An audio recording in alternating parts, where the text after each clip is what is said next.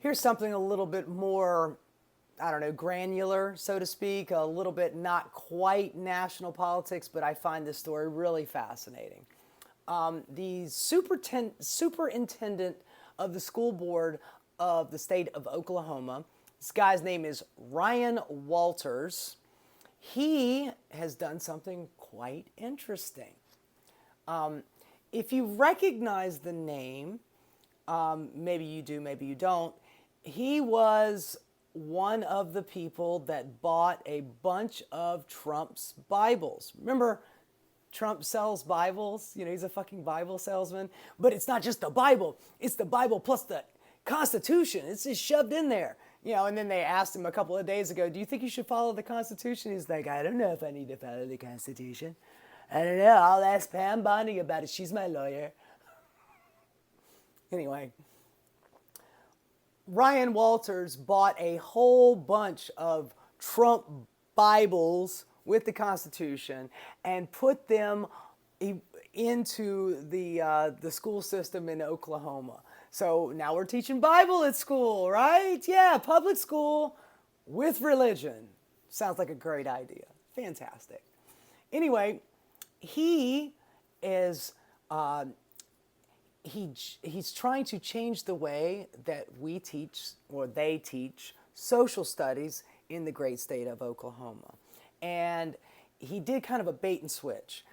All of the people that approved the social studies curriculum and the books had already seen what was coming up for this fiscal year. But then he did a little switcheroony and he put it in his own social studies book, and he gave them one day to read a 400-page book to figure out, and then he wanted them to approve it on the spot.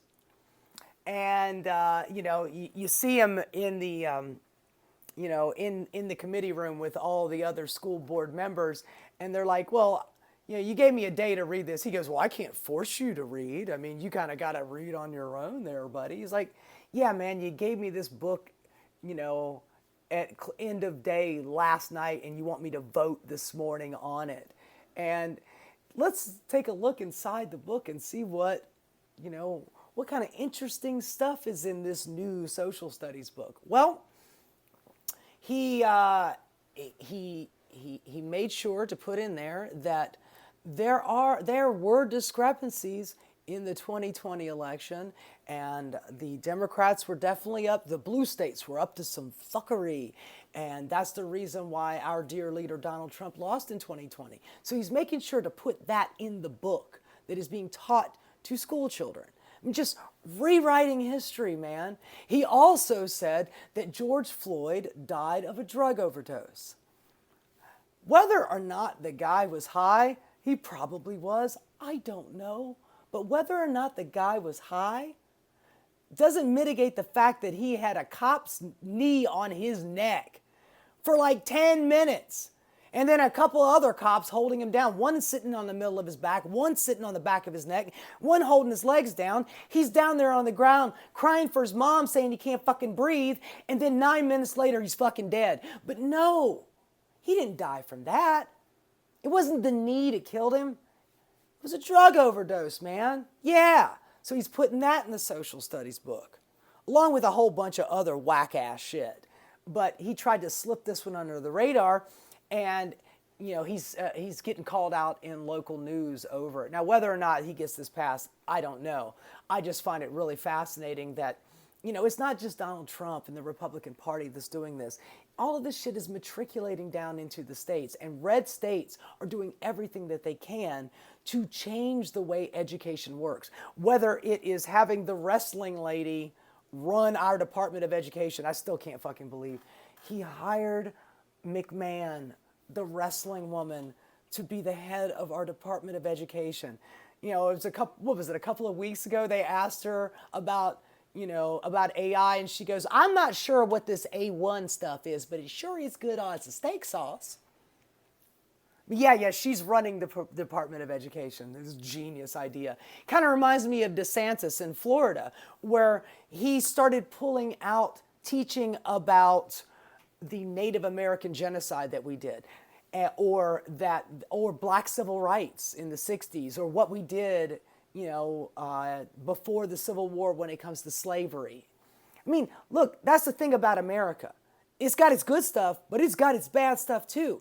And if you pretend like the bad stuff doesn't happen and have this America First education system where you just put your blinders on to everything that was bad, that means that we will never learn from our mistakes and never fucking grow from them. But no. Learning and growing is fucking woke, man. And woke is bad, woke is evil, and woke takes money out of my pocket, especially when I'm trying to sell my fucking Bibles to the superintendent of schools in Oklahoma who wants to change the fucking education system for all the little children out there. America first, goddammit. Don't teach them about the bad stuff. Don't teach them about the Native American genocide. It makes them sad. It makes them cry. It makes them go home and talk to their parents about it. And their parents start to feel really bad. It's like, oh my God, they didn't teach me that in school. That sounds horrible. I don't like hearing this. I'm going to go to a PTA meeting and bitch at my student's teacher and tell them to stop teaching my kid all these awful things. I don't want them to come home and ask me about slavery. It gives me the feels and I don't like it. Toughen up, Buttercup. America is not always perfect. America's done some dastardly ass shit. And we should learn about those things so we can grow and learn from our mistakes and maybe, perhaps, I don't know, not do them again. Hey guys, thanks so much for watching. If you enjoyed what you saw, please like and subscribe. Keep rocking.